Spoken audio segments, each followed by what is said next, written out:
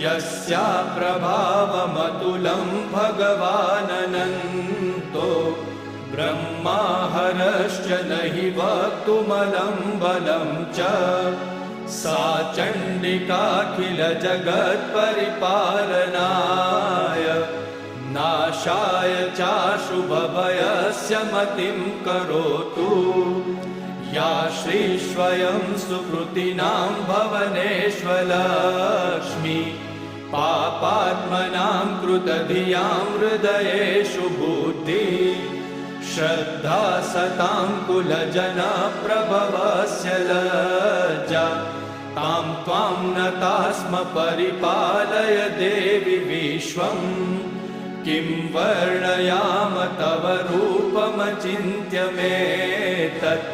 किं चातिवीर्यमसुरक्षयकारि भूरि